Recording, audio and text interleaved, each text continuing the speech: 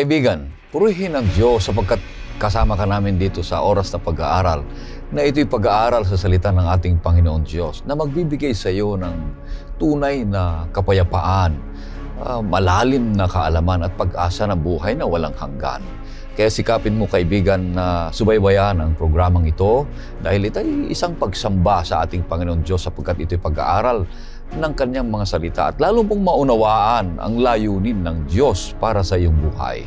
Ito po ang iyong lingkod, Pastor Ray Orbi, bilang facilitator sa ating pag-aaral sa oras na ito at binabati kong lahat ng mga nanonood at nagtatalakay o nakikipagtalakayan sa ating pag-aaral ng ating leksyon mula sa Luzon, Visayas at Mindanao at sa buong mundo na hindi ko mang nabanggit ang kanyang mga lugar ay purihin ang Panginoon Diyos sapagkat kayo ay patuloy na masisipag na nagsusulat dyan sa YouTube comment section natin at ibinabahagi ang programang ito na patuloy na nakakaalam ang mga tao at ito'y nakakarating kung saang mang lugar at dito namin nakikita kung saan nakakarating ang programang ito.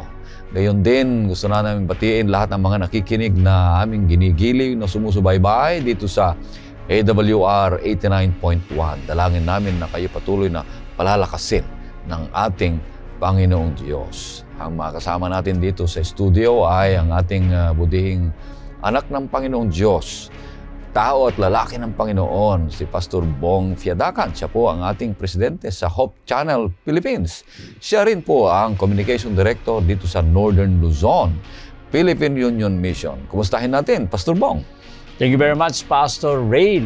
Opo ay patuloy na pumupuri sa ating Panginoon na binibigyan tayo ng pagkakataon na mag-aral ng kanyang banal na salita na nagpapalakas sa ating pong mga pananampalataya. Kaya naman, akin pong hinihilingan kayo na patuloy na ating pag-aralan ang salita ng ating Panginoon. Tayo po ay pumuri sa kanyang banal na pangalan. Maganda po ang leksyon natin ngayon. Kaya dyan lang po kayo at ating pong patuloy na pag-aralan ang mga leksyon na ito.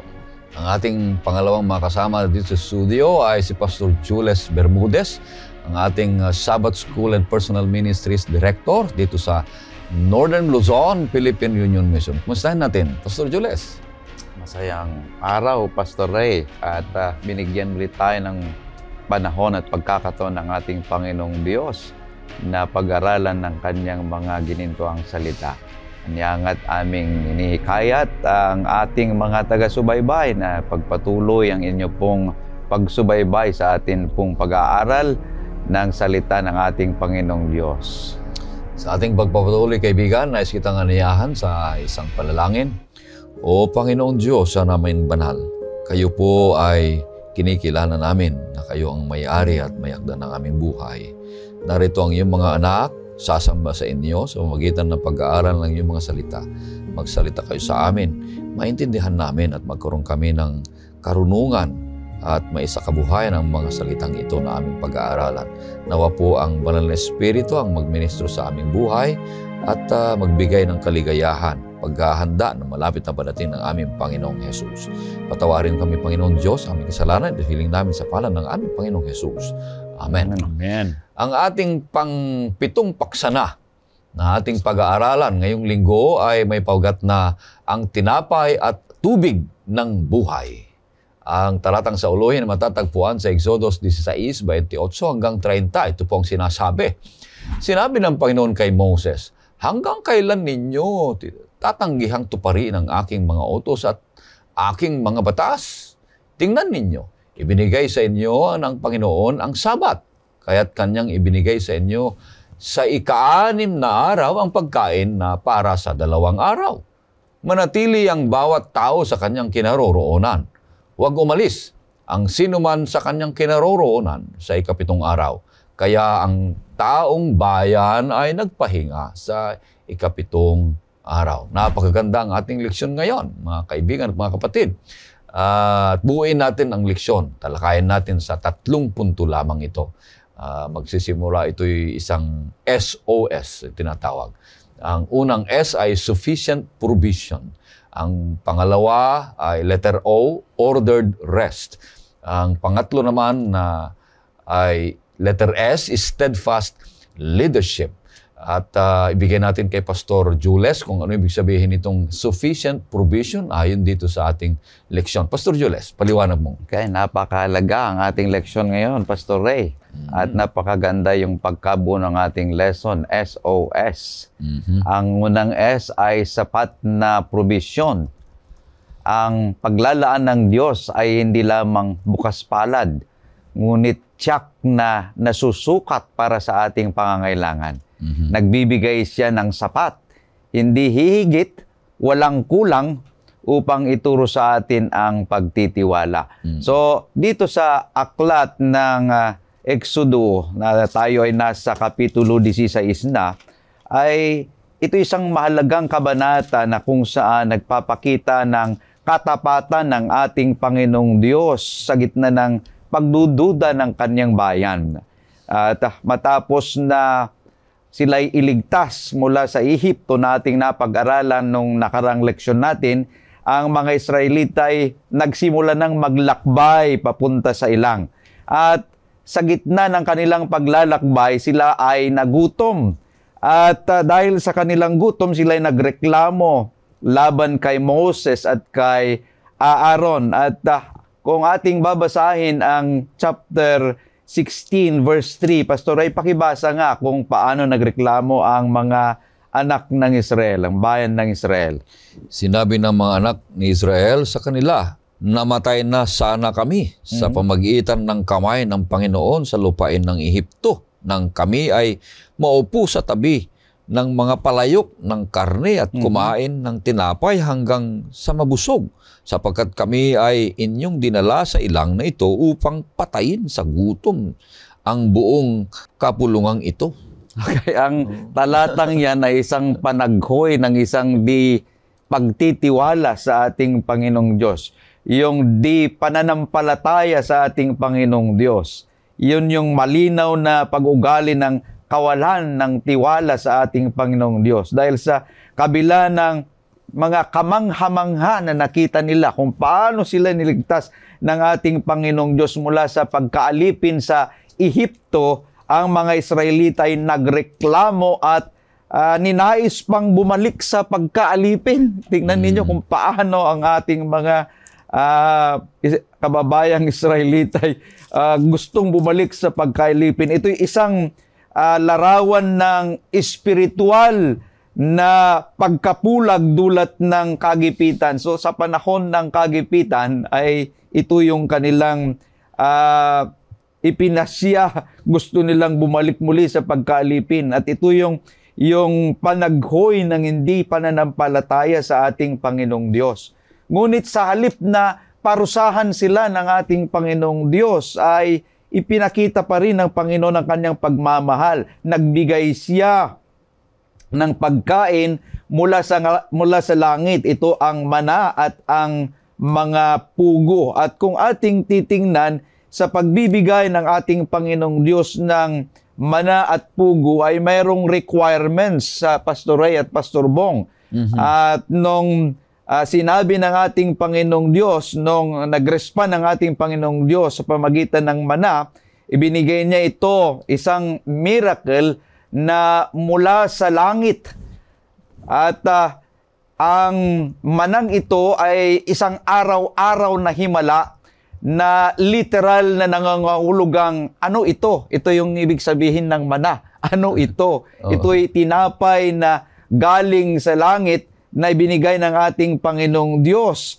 Kanya nga't nagbigay siya ng instruction sa pagbibigay ng mana na ito. Ang sabi niya ay kailangan lamang ang inyong pagpulot ay pulutin nyo lamang yung isang beses lamang kayo pupulot sa isang araw. Yun ang sabi ng Panginoong Diyos. At huwag kayong pupulot ng mas marami pa sa inyong pagkain. Dahil kung pupulot kayo ng mas marami na doble, ay ito'y masisira. Ngunit ang sabi ng Panginoong Diyos, sa ika-6 na araw, ay 2 beses kayo pupulot. Dahil sa ika-7 araw, ay walang mahuhulog na mana mula sa langit. Kung ating babasahin, Pastor Ray, dito'y pinapakita ng ating Panginoong Diyos yung kahalagahan ng Sabat bilang araw ng pamamahinga sa pagsamba. Pakibasa nga, Pastor Ray, ang 16 verse 26. Chapter 16 verse 26 ng Exodo. 6 na araw kayo'y mamulot nito, ngunit sa 7 araw na siyang Sabat ay hindi magkaroon nito. Diyan ay binabanggit na sa 7 araw hindi magkakaroon.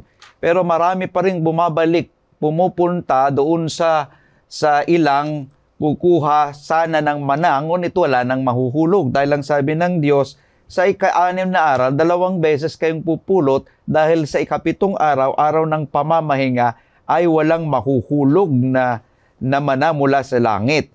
Kanya nga't kung ating titingnan dito, ang leksyon na sinasabi, hindi lang tungkol sa pagkain, Pastor Ray, kundi ito'y tungkol sa pananampalataya. Ang daily provision na tinuturo ng ating Panginoong Diyos ay kailangan na magdepende tayo sa ating Panginoon. Dahil siya'y nagbibigay ng sapat sa panahon na ating kakailanganin, na kahit pa sa panahon na hindi tayo magtrabaho, ang Panginoong Diyos ay ibinigay na niya yung ating pong pangangailangan. At ang pananabik ng Israel sa Ehipto ng pagkain ay taliwas ito sa turo ng ating Panginoong Diyos, na kung saan tinuturuan silang umasa sa kanyang espiritual na pagkain. Kung ating babasahin, Pastor Ray, na ang larawan ng pagtanggap kay Kristo ay bilang siyang tinapay ng buhay na siya sanang ninanais ng bawat isa sa atin. Pagibasa nga sa Juan 6:32 hanggang 35.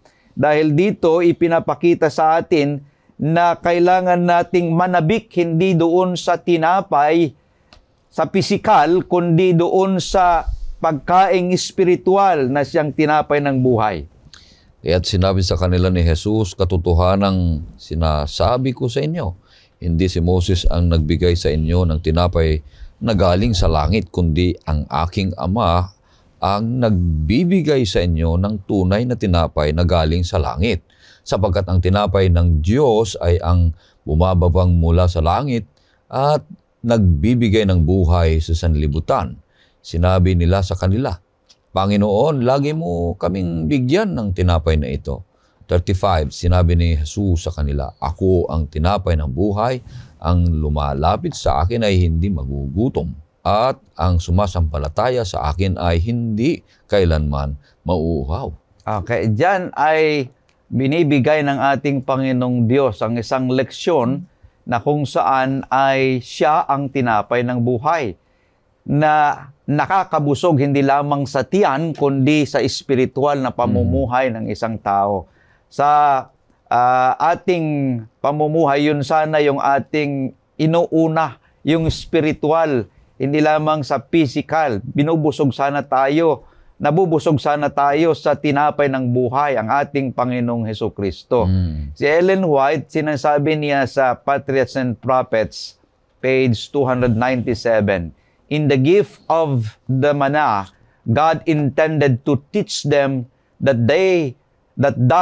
while they trusted in His care, He would not forsake them. So, binabanggit dito na sa panahon ng kakapusan ay ang tanong, nagtitiwala ba ako sa pang-araw-araw na paglalaan ng Diyos o nag-iimbak sa takot? Yung dapat nating tanungin. Tayo sana ay magtiwala sa Panginoong Diyos na kung saan ang Diyos ay ibinibigay niya ang sapat na pangangailangan ng bawat isa sa atin sa panahon na tayo ay nangangailangan. So, ang Diyos ay nagbibigay sa panahon na kung saan ay hindi natin inaasahan. So yung leksyon na atin pong makikita dito, in times of scarcity, kailangan nating tanungin ang ating sarili, ako ba'y nagtitiwala sa Panginoong Diyos sa provision na Kanyang binibigay? Ay kailangan na ma-develop sa akin yung trust na manalangin at magbasa ng banal na kasulatan at pasalamat sa ating Panginoong Diyos. Dahil alam ng Panginoon kung ano yung pangangailangan ng bawat isa sa atin. Purihin ang Panginoon Diyos, napakaganda. na ang unang punto ay hindi nagkakamali ang Panginoon Diyos, kundi sapat ang kanyang pagbibigay ng kailangan ng bawat isa sa atin. Dahil tayo minsan ay mareklamo, hindi natin alam na ang Panginoon Diyos ang pinanggagalingan sa lahat. Napakaganda nito. Yung araw-araw, na Pastor, na pagbibigay ng Panginoon Diyos ng mana at pagbibigay ng pugo ay isang halimbawa na kailangan natin ng Panginoon Diyos araw-araw sa ating buhay. Kung gaano natin kailangan kung gaano nila kailangan yung mana na araw-araw, fresh every morning yun, Pastor. Sabi doon huwag kayong mag-hoard, yung maglaan ng kinabukasan. Except yung Friday na sinabi mo. Ito'y link doon kay Kristo Jesus na kailangan natin siya dahil sinabi niya, ako ang tinapay ng buhay. So kung paano natin kailangan araw-araw yung mana na fresh every morning, ganun din ang Panginoong Diyos sa ating buhay na kailangan natin araw-araw sapagkat siya ay fresh o sariwa araw-araw sa ating buhay na magpapalakas ng pananampalataya, relasyon ng bawat isa sa atin. So, ang Panginoon Diyos, sa unang punto, sufficient sa pagbibigay ng kailangan natin araw-araw. So, maganda pa yung puntos dito is that tama yung sinabi mo, huwag mag-hoard, no? Pero may mga tao po doon sa Israelita na nung nakita nila yung mana, kumuha sila ng marami, nung natikman nila, masarap to, kuha tayo ng marami. Hindi naman nila naubos nung maghapon. Ano ang nangyari? Kinabukasan ay sira na. So, kailangan po pala live within your means. Kung ano lang kailangan mo, yun lang ang kunin mo, no? At ito po ay nandun yung tiwala ng ating Panginoon na sa kinabukasan ay magbibigay pa rin ng ating Panginoon ng provision. Ang problema po kasi, kung tayo po ay katulad nun, nag-hoard yung mga Israelita, parang nawawala, nandiyan na nga yung binigay ng ating Panginoon. Tapos iniisip nila na baka bukas wala na, baka hindi na magbigay ang ating Panginoon. Kaya sige, mag-ipon muna tayo ng marami. Now, hindi naman po sinasabi na masama yung mag-ipon, pero iba po ito no? Merong instruction talaga ang ating Panginoon na kumuha ka lang ng kaya mong kainin sa buong maghapon, no? Huwag kang kukuha ng mas sobra po sa kakainin mo ngayon. Dahil ang sabi ng Panginoon, darating araw-araw ang mga provisions na ito. So yan naman ang pangako ng ating Panginoon.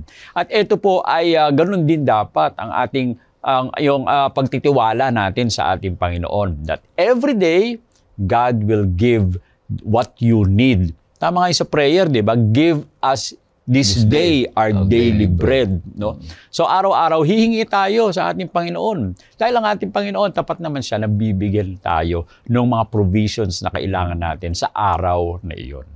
Yan Pastor. Yung opening statement kanina na aking sinabi, napakaganda yung binabanggit doon na God's provision is not only generous, but precisely measured for our need. Ay nakasukat na sa ating pangangailangan. He gives enough, no more, no less, to teach us trust. Yun pala ang gusto ng Panginoong Diyos, na yung kanyang binibigay ay sapat sa atin. Tama. At kailangan nating magtiwala sa Kanya na kinabukasan ay meron pa. So why worry about tomorrow? Yun nga yung sinasabi natin, na kung minsan ay nag-iisip tayo kung ano na naman ang ating isasaing kinabukasan.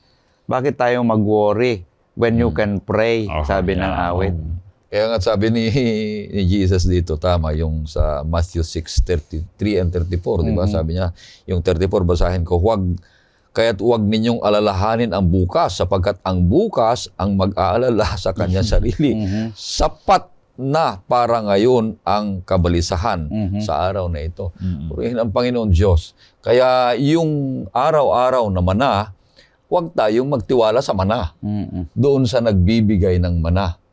Ang Panginoon Diyos, oo, si Kristo nagbibigay sapat araw-araw. Pero yung nagbibigay, doon tayo nakatuon. Na magtiwala na hindi siya nagkulang, sabi, precise. Hindi siya nagkulang, kundi sapat ang ibibigay niya sa atin. Hanapin lang natin ito.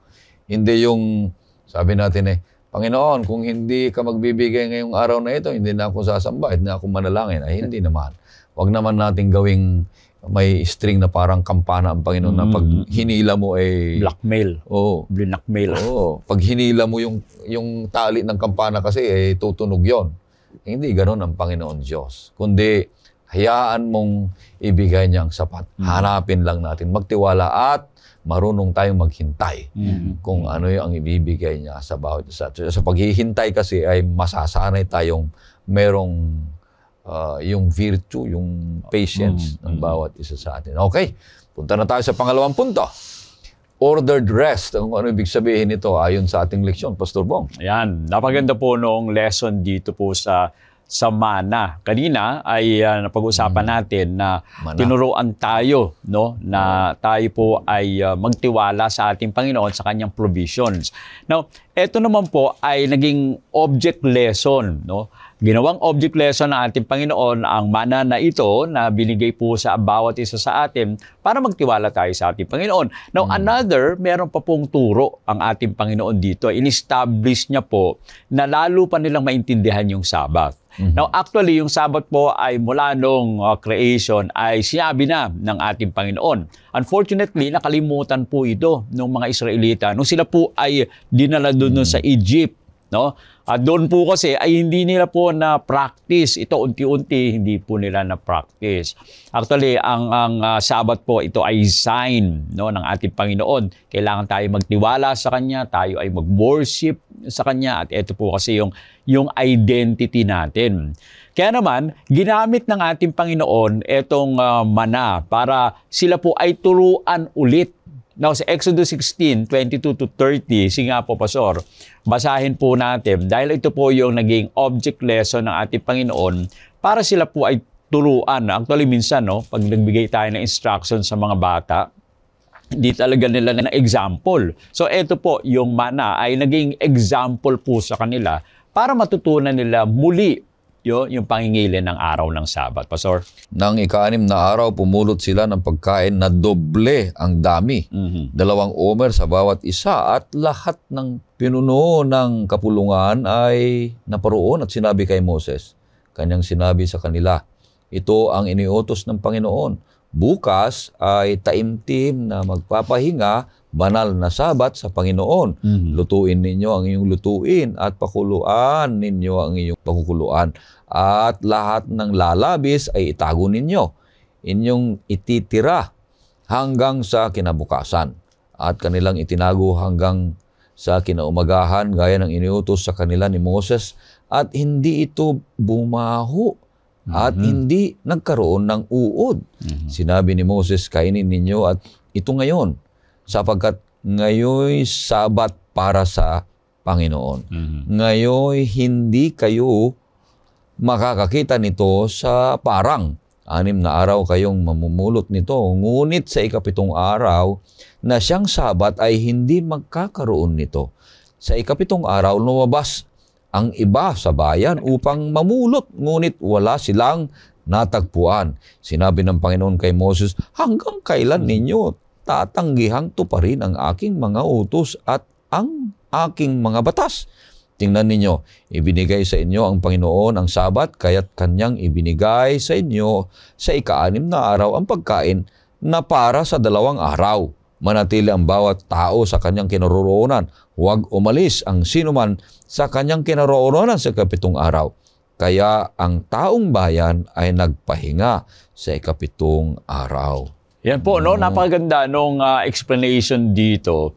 Actually, yung mga Israelita, sila po ay nagte-testing, no? Tinetesting. Nung sinabi ng ating Panginoon na kayo ay mamulot tuwing umaga, pupulutin nyo lang yung kailangan nyo.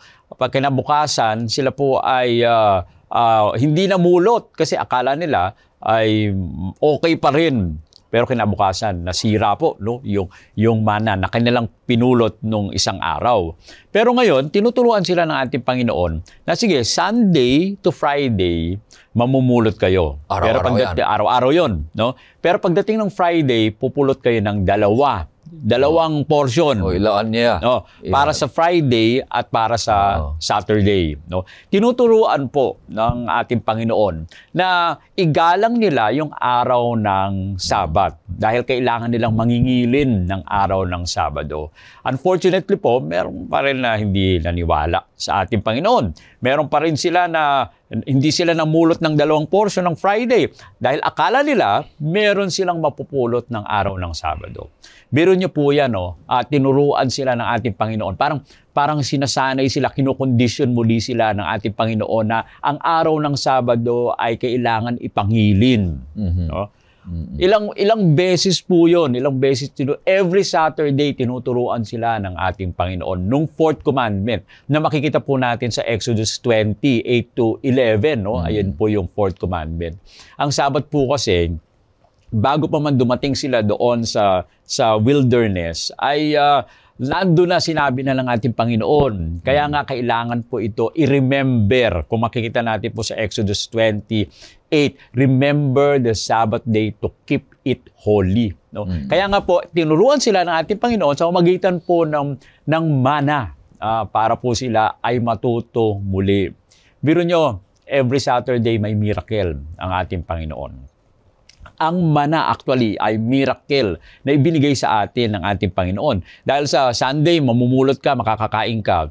Monday, Tuesday, Wednesday, mamumulot ka, makakakain ka. No?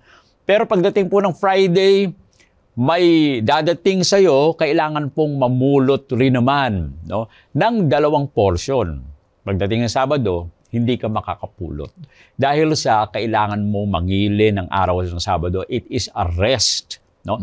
Kaya nga po yung pagdating ng mana for the 6 days. Hindi po 7, ha? Ito ay 6 days. Yan po ay provisions ng ating Panginoon. Pero pagdating ng Sabbath day, kailangan ay magre-rest. Okay? Pero Friday, kailangan kumuha ka ng double portion. Ito naman po ang isa sa mga binibigay ng ating Panginoon. Sa ibang araw, ito po ay masisira. Pero pagdating ng Friday, yung kinuha mo para sa kinabukasan, hindi masisira. Paano kaya nangyari yun? Kung, Pastor, di ba? Yun rin, yung pinupulot mo ng mana ng Sunday hanggang Friday, yun din yung mana na pupulot mo araw-araw, pare-pareho. Oo. Pero bakit pag Friday, iba ba yung pinulot nila? Yun din po yung pinulot nila. Pero mirakulong binibigay sa kanila ng ating Panginoon. Mirakulo at kapangyarihan ng ating Panginoon ang binibigay, pinapakita sa kanila na yung Friday na pinulot nila, pagdating ng Saturday, hindi masisira. Dahil ito ang sinabi ng ating Panginoon. Alam niyo po yung provisions galing sa ating Panginoon. Pero yung rest po na binabanggit, hindi po ito optional. Hindi po ito sasabihin na parang pwede kang mag-rest, pwede kang hindi mag-rest.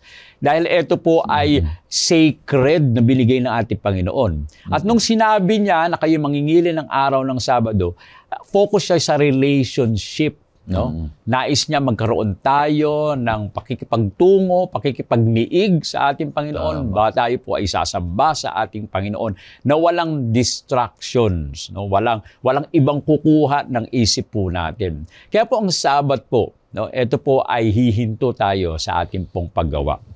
Tayo po ay lalapit sa ating Panginoon, papasok sa templo, at sasamba sa ating Panginoon. Kailangan po natin makinig at tayo po ay sumunod. No? Sila po ay, yung mga Israelites po, sila po ay pinagalitan actually. Sinabi na ating Panginoon, hanggang kailan pa ninyo hindi susundin ang aking mga utos?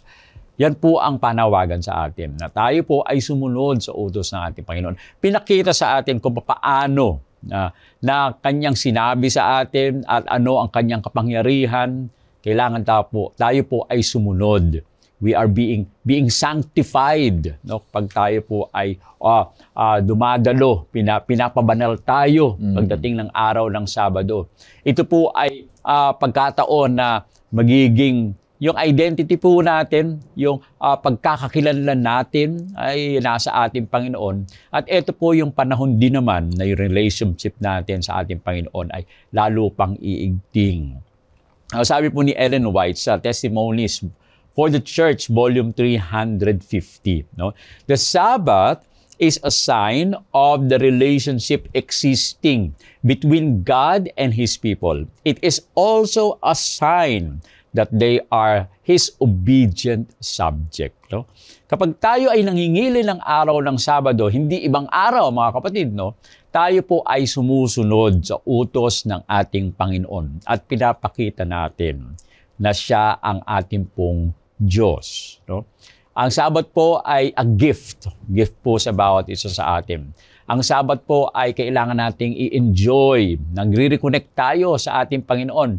Nire-restore yung ating pong emotional energy. At tayo po, yung ating pamilya at ating community, no, ay sasamba na magkakasama at pupuri sa ating Panginoon. Lagi po nawa, no, sa bawat araw ng Sabado na ating pong pagsamba ay mapanumbalik natin yung tiwala natin sa ating Panginoon at tayo'y sumamba na meron pong kasiyahan at kagalakan, pagpuri sa ating Panginoon.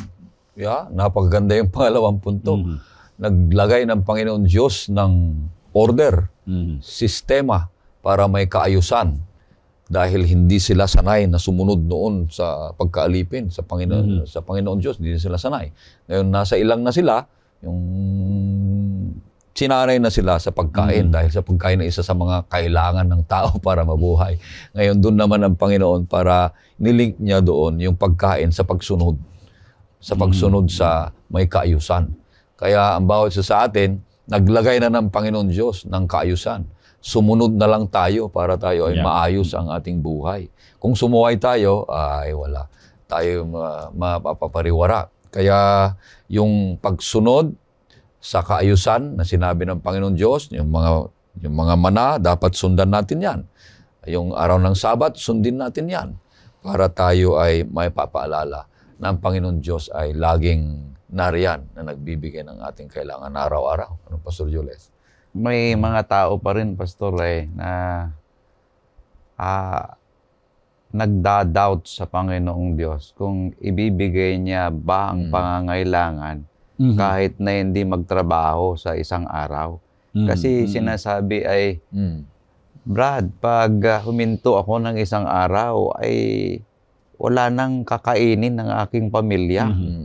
Pero dito, pinakita sa atin na kapag tayo magtiwala sa Panginoong Diyos, sa araw ng Sabat na hindi tayo sana magtrabaho at tayo ay unahin natin ang Panginoong Diyos, ibibigay niya talaga yung pangangailangan natin sa araw ng Sabat. Kahit na hindi tayo magtrabaho. Yung binasa mo na kanina na Matthew 6:33 na unahin ang ating Panginoong Diyos. Yung root word doon na una. Ang tanong, inuuna ba natin ang ating Panginoong Diyos upang ibigay niya yung tamang pagpapala para sa atin? So, kailangan tayong magtiwala sa panahon na hindi tayo magtrabaho, ang Diyos ang magbibigay sa atin. Kasi yun yung tinuturo doon yung kahalagahan ng panahon na ibinigay ng Diyos na para sa Kanya. Yung 6 na araw ay para sa atin. Yung 7 ay para sa Kanya. So sa panahon na hindi para sa atin, ang Diyos naman ang magbibigay ng para sa atin. Kung tayo ay sumunod doon sa para sa Kanya, nagbibigay ng kailangan natin sa araw na iyon. Kaya nga, oo nga, tama, na yung pagkain ng mana ng araw-araw, na kumuha sila ng araw-araw. Yung sinabi mo, pang-6 ay ilalaan nila yung pang-7.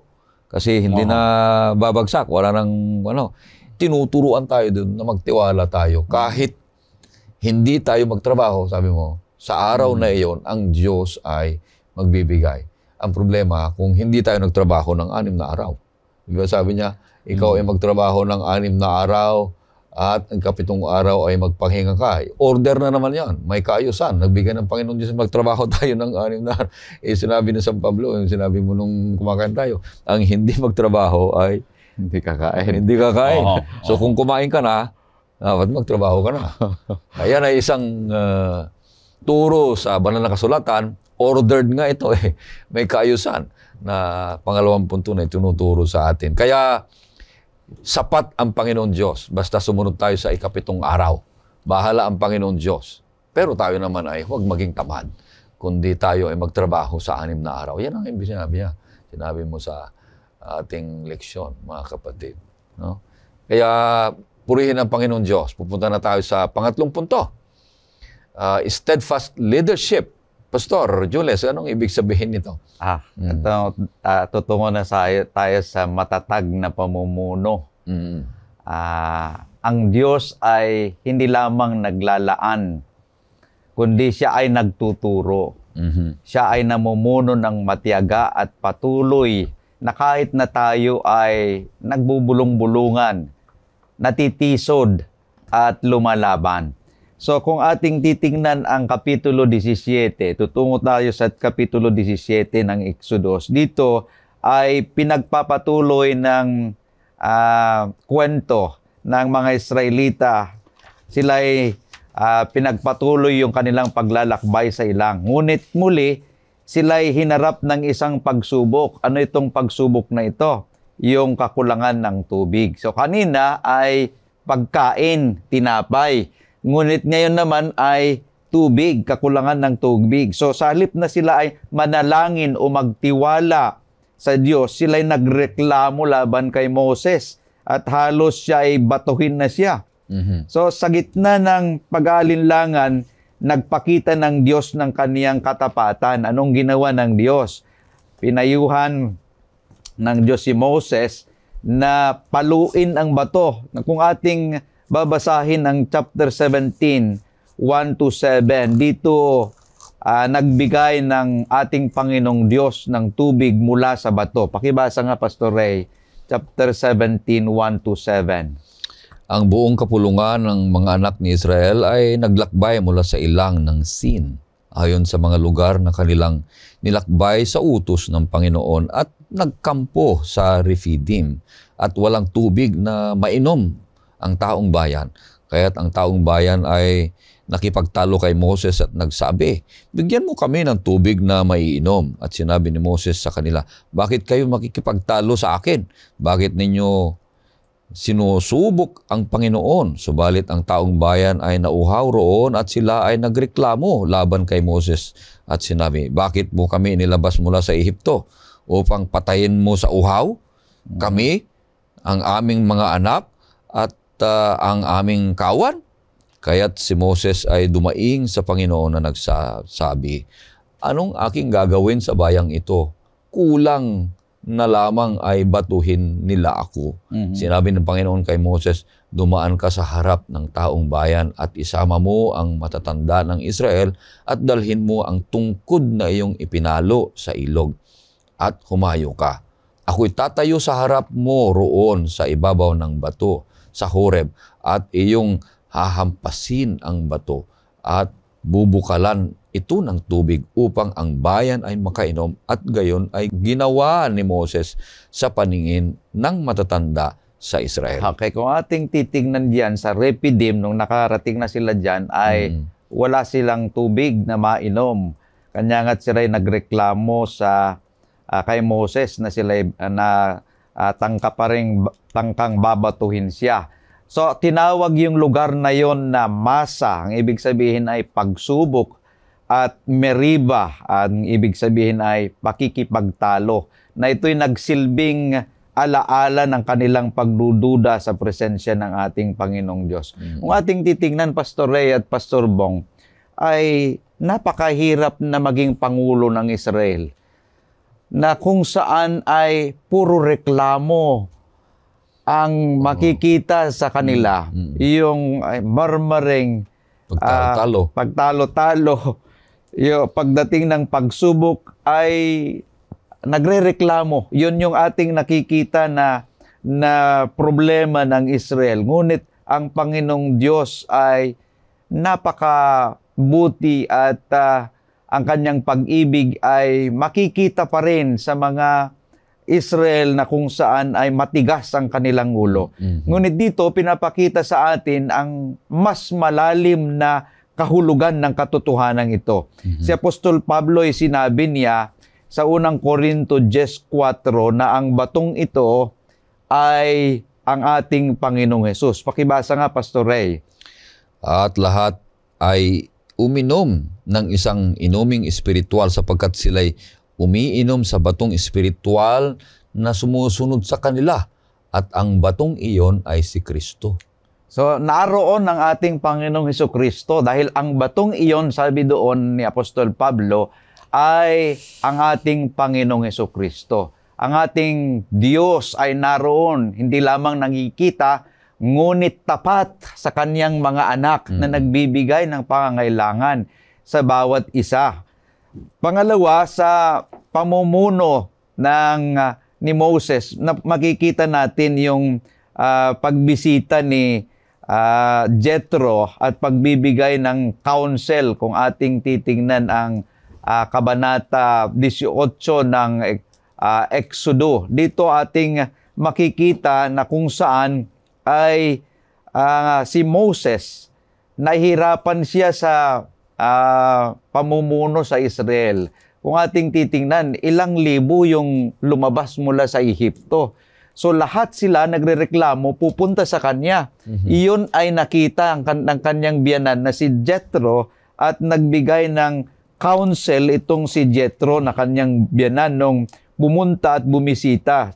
So matapos na marinig ni Jethro ang dakilang ginawa ng Diyos para sa Israel, ay nagbigay si Jethro ng papuri at handog sa ating Panginoong Diyos. Si Jethro ay hindi siya Israelita, ngunit siya ay isang pari ng Midian, mga kapatid. Ngunit ating makikita kung paano itong si Jethro ay nagbigay ng wise counsel and wisdom sa kaniyang manugang na si Moses. At kung ating titingnan, ang sabi niya, hindi kayang ilid ni Moses ang lahat kung isa-isa ay pupunta sa kanya. So kailangan yung delegation. Kung ating babasahin yung counsel ni Jethro sa verses 19 to 21 ng chapter 18, pakibasa nga, Pastor Ray. Ngayon, makinig ka sa akin. Bibigyan kita ng payo at sumaiyo nawa ang Diyos. Ikaw ang magiging kinatawan ng bayan sa harap ng Diyos at dalhin mo ang kanilang mga usapin sa Diyos. Ituturo mo sa kanila ang mga batas at ang mga kautusan at ipapaalam mo sa kanila ang daang nararapat nilang lakaran at ang gawang kanilang nararapat gawin. Bukod dito'y pipili ka sa buong bayan ng mga lalaking may kakayahan gaya ng mga may takot sa Diyos, mga lalaking mapagkakatiwalaan at mga napupuot sa suhol.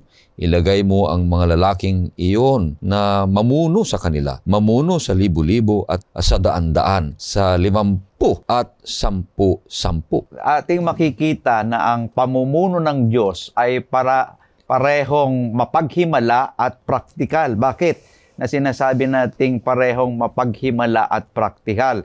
Dahil nagsasagawa ng Diyos ng mga kababalaghan sa pamagitan ng tubig mula sa bato at nagbibigay din siya ng karunungan, payo na sinasabi natin na galing kay Jethro. So ang Panginoon ay hindi siya tumitigil sa pangunguna kahit pa sa pagdududa ng mga tao. Ayon kay Ellen White, sinasabi sa Patriots and Prophets, page 298, it was the Son of God who veiled in the cloudy pillar, stood beside Moses, and caused the life-giving water to flow. Mga minamahal, magtiwala lang tayo sa ating Panginoong Diyos. Dahil kung ang Panginoong Diyos ang mangunguna, kahit pa hindi natin siya makikita, hindi natin siya naririnig, ang payo ng ating Panginoong Diyos ang dapat na inaasahan ng bawat isa sa atin, tulad ni Moses sa kanyang pag-lead sa mga Israelita, na kung saan nakita niya kung paanong Diyos ay kumikilos sa kanila. Wow! Ito ay isang hamon at saka paalala sa atin. Tayo'y mga namumuno at nangunguna. sa ating iglesia, kung saan man, kahit sa pamilya. Huwag nating suluhin ang pangunguna, kundi bigyan nating pansin, mag-train tayo, mag-disciple tayo, at tingnan natin kung paano gagaan ang gawain ng Panginoon Diyos o kaya sa ating pamilya kung marunong tayong sumunod dito sa advice ni Jethro na ito'y magsasagawa ng mas magaan na pamumuno sa ating iglesia o sa ating pamilya, mga kapatid. So, kaya isang magandang halimbawa ito na ang leadership ay huwag nating suluhin, kundi ibigay natin sa mga ibang mga paraan para naman ay gagana ang ating gawain. Minsan ganyan ang nangyayari sa church po natin, Pastor, no? May mga time po na yung leader ay napakatagal na, no? At siya po ay parang pa siya, proud. Proud yung leader na sinasabing wala naman pwedeng pumalit sa akin. Parang gusto na siya lang ang magiging leader. Alam niyo po, ang pagiging leader po ay hindi yung parang hindi ka pwedeng palitan, na yung hindi ka mapapalitan. Ang pagiging leader po kasi, katulad dito yung binanggit, yung dinidelegate at nagtitrain po dapat tayo. So kapag ang isang leader ay hindi nakapag-train ng papalit po sa kanya, ibig sabihin, hindi po siya na magaling na leader. Weak. Hindi niya nagawa. Hindi niya nagawa. Ang focus po kasi ay para lumakas ang iglesia. Now kung ikaw lang ang nandun, ikaw lang ang magli-lead, tapos yung iba ay tagasunod mo lang na hindi sila pwedeng mag-step up para maging leader, ay hindi mo sila nabibigyan ng pagkakataon na sila po ay lumago. Ang isang leader po ay talagang pinapalago ang lahat at sila ay sabay-sabay, no? Nagiging matatag, nagiging masigla. At kapag ikaw ay nawala o ikaw ay umalis o pumunta sa ibang lugar, ikaw ay yung feeling mo na merong papalit sa iyo at merong mag-step up na maging leader. Kaya napaka-importante po, no? Kung kayo ay leader sa iglesia, start now to train others to be leaders as well. May mga leader, Pastor, na hindi tumatanggap ng payo. At ayaw magpakumbaba kahit na mali na yung kanyang sinasabi. Ngunit ating makita na kay Moses, nakinig siya sa payo ng kanyang biyanan. Napakahalaga Tama yan. ang payo ng isang biyanan, Pastor. Pero kapag hindi mo kamag-anak o kaya kaibigan o kakilala. Walang respeto. Oo.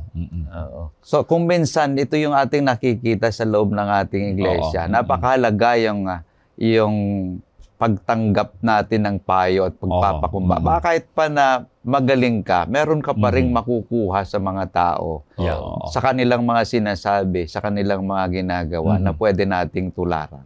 Yan po yung sinasabing open-minded, no? Alam niyo po, mga kapatid, mga leaders, no, hindi lang kayo tatanggap ng payo doon sa mga nakakatanda sa inyo o yung sa mga taong alam ninyo ay marami. No? Ang isang leader po kasi open yan sila sa lahat, kahit bata.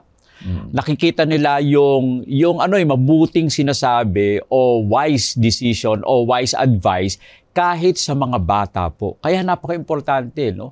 Kailangan open tayo sa mga decisions at i-weigh po natin, eto bang sinasabi nito ay makakatulong, no? Minsan po kasi, meron tayong parang preconceived idea na doon sa tao, hindi yan makakatulong. Kahit meron pang magandang idea. Ang problema pa minsan, kahit napakaganda ng idea, pag galing doon sa taong hindi mo gusto, inaano mo siya, no? Parang binablock mo yung napakagandang idea. Wag po sanang ganun. Ang maging focus po sana natin, kahit kanino pa nang galing yung napakagandang idea na yon o advice na yon, kung ito ay makakatulong sa paglago ng members po natin, ng iglesia po natin, tanggapin po natin. Magkaroon tayo ng humble spirit. Kahit tayo yung pinakamataas doon sa church po natin, kailangan humble tayo na tumanggap ng mga advice kahit kanino pa ito nanggaling. Parang ini-imagine ko, Pastor, na noong si Moses tinanggap niya yung advice ni Jethro, parang laking ginhawa sapagkat gumaan yung kanyang gawain. Ang kuwan natin sa ating iglesia, may mga crisis leadership tayo. Bakit? may mga leaders tayo na sobrang makapangyarihan. Bakit? Kung minsan kasalanan din natin. Pinagbibigyan natin. Walang mga kapatid na gustong lumago, gustong mag-participate, gustong lumago sa pananampalataya at magsalita. Hinahayaan lang natin yung isang tao na siya lagi. So masasanay na siya sa lagi. May nakikita na niya sarili niya na sinusunod naman natin lagi na. Laging nagiging makapangyarihan na siya. So, minsan, kung nawala na yung kapatid na yon, wala nang susunod sapagkat yung kapatid na yon o yung leader na yon, hindi naman siya nag-train na hahanap ng mga potential na pwedeng i-train niya. Kaya pag siya namatay o mahina na siya, wala nang susunod sa kanya. Tapos pag mayabang siya, nagmayabang pa siya na, kita nyo, walang susunod na sa akin, walang gumagaya. So, ang leadership na tinatawag dito sa pananakasulatan ay marunong sumunod sa mga payo, mag-train ng mga susunod sa kanya para balang araw ay maging tapat din ang sumunod sa kanya at balang araw ay lalago ang iglesia, mga kapatid. Maganda siguro, Pastor Bong, Pastor Ray, na ilagay natin as part of the courses na the skill of listening. Kasi kailangan yung pakikinig na skill yun eh. May mga tao kasi na hindi nakikinig eh. Dapat na matutunan din yung pakikinig. Oo, tama. Na makinig ka kung minsan para sa ganon ay matutunan mo rin yung mga bagay na hindi mo pa alam. Kaya purihin ang Panginoon Diyos. Maraming salamat at tayo sa Sabbath School ay marami na tayong natitrain, Pastor, na mga Sabbath School teachers sapagkat inaayawan natin yung mga nagtatanong noon na alam na ang sagot. Nanunubok at nanunukat at nagtatakot pa. Kaya dumami na ang mga trained leaders natin na magtuturo sa ating iglesia, sa Sabbath School, sapagkat nabawasan yung mga taong may mga kaisipan na gano'n ng mga leader. So, purihin ang Panginoon Diyos sa ating pagtatapos. Kaibigan, huwag nating kalimutan na ang leksyong ito ay sufficient provision ng Diyos ay nagbibigay ng sapat na kailangan nating araw-araw. Yung ordered rest, kailangan nating magpahinga sapagkat inilaan niya ng Panginoon Diyos. Hindi optional yan, dapat yan sundan natin ayon sa kanyang kalooban upang maitaas ang kanyang pangalan. Ang pangatlo ay steadfast leader. Mag-train tayo ng mga susunod sa atin na leaders na may magpapakumbaba at may katapatan sa Panginoon Diyos. Kaya sa ating pagtatapos, hingin natin si Pastor Bong sa kanyang panalangin, ngunit makikinig muna tayo ng isang awitin.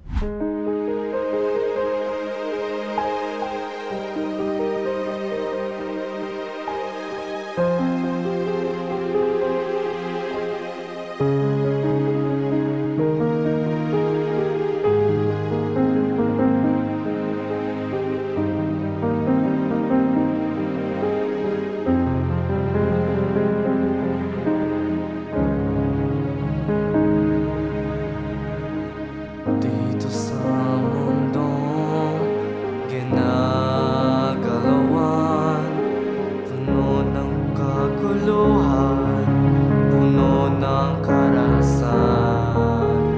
Ang mga tao'y nahihirapan sa mga nangyayaring kasamaan. O aming Panginoon, lumalapit sa'yo, nananalangin, nagsusumamo.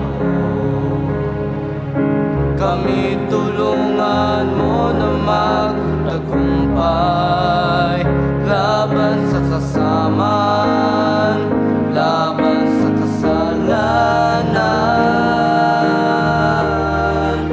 Ikaw ang liwanag sa kadiliman,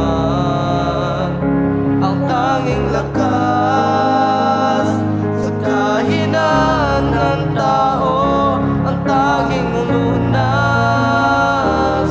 sa karamdaman ng mundo, ang tanging sandigan, ang tanging pag-asa.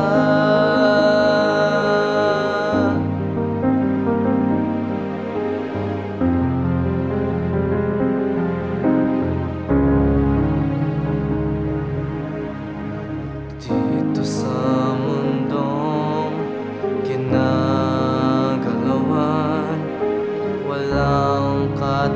kagalakan, walang kapayapaan. Ang mga tao'y abala sa buhay, lasing sa kalayawan ng mundo. O aming Panginoon, lumalapit sa'yo, nananalangin, nagsusumamo. Kami tulungan mo na baguhin ang aming buhay, mamuhay ng may kabanalan. Ikaw ang liwanag sa kadiliman, ang tanging lakas sa kahinaan ng tao, ang tanging lunas sa karamdaman ng mundo, ang tanging sandigan, ang tanging pag-asa. Ang mga tanda'y nagsasabi na ika'y malapit na dumating, upang kunin mo ang iyong mga hinirang. Sa langit na bayan ay mamnanahan sa piling mo, aming Panginoon. Ikaw ang liwanag sa kadiliman, ang tanging lakas sa kahinaan ng tao, ang tanging lunas sa karamdaman ng mundo, ang tanging sandigan, ang tanging pag-asa.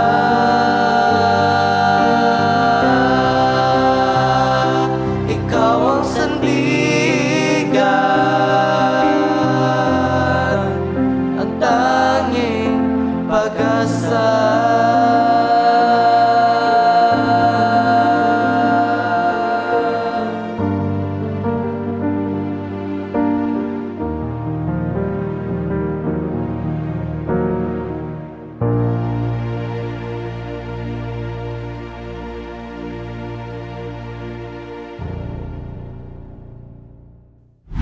Maraming salamat po, Panginoon, sa biyaya na inyong binigay sa bawat isa sa amin. Maraming salamat na pinapaalala niyo sa amin na kayo po ay nagbibigay ng provision sa amin. Tinutustusan po kami ng sapat na pangangailangan. At ganoon din po, kayo ang naglaan ng panahon para kami po ay sumamba sa inyong banal na harapan, Panginoon. Kaya hinihiling namin na kami ay palakasin at dinadalangin rin po namin ang aming po mga leaders na patuloy na sila ay lukuban ng inyong banal na Espiritu upang maging mabuti ang kanila pong pangunguna sa aming pong mga iglesia dahil kayo ang kanila pong sinusunod. Yes. Samahan po kami sa patuloy naming paggawa at ang inyong presensya ang aming pumaranasan ngayon sa pangalan ng aming Panginoong Hesus. Amen.